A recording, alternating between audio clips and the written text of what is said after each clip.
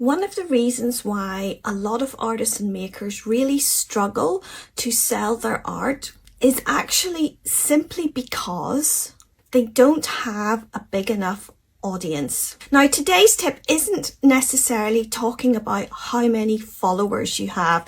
The amount of followers you have on social media does not necessarily equate to the amount of sales that you're going to get. But if you are an artist or maker and you want to sell your art, you still need to have people to sell to. And I think this is something that is often underestimated and not really talked about enough. In some of my tips, you're going to hear me talk about growing followers and growing your audience. And yes, I do believe that you need to think about social media as a vehicle to help you to grow that audience, but it's not the only way that artists and makers can grow an audience. And so you need to look at all the things that you do as a whole.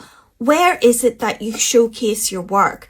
Those things are your audience builders. For some of you, you might be showcasing your work in a gallery, you might be doing exhibitions, maybe you're putting work into local shops and outlets. All of those things gather an audience for you, but you need to find a way to get yourself in front of that audience. In ye olden days, before we had social media, we would have done traditional forms of advertising to grow our audience. Things like taking out ads in magazines and local directories, and if you were a bigger brand or business, you maybe even did things like billboards or put yourself onto the back of vehicles and bus stops. I actually think that today we're in such a lucky situation, if that's the right word, that we actually have social media at our fingertips if we learn to use that for our advantage.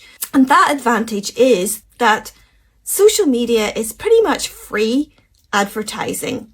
It's a free way that you can get in front of your audience daily. And in fact, that audience can be a global audience. And I think a lot of artists and makers really underestimate the power of social media. My tip to you today is really to think about where is your audience coming from. Make a list of those things, and then I want you to think about how you can get yourself more in front of them. I'm going to be talking more about this.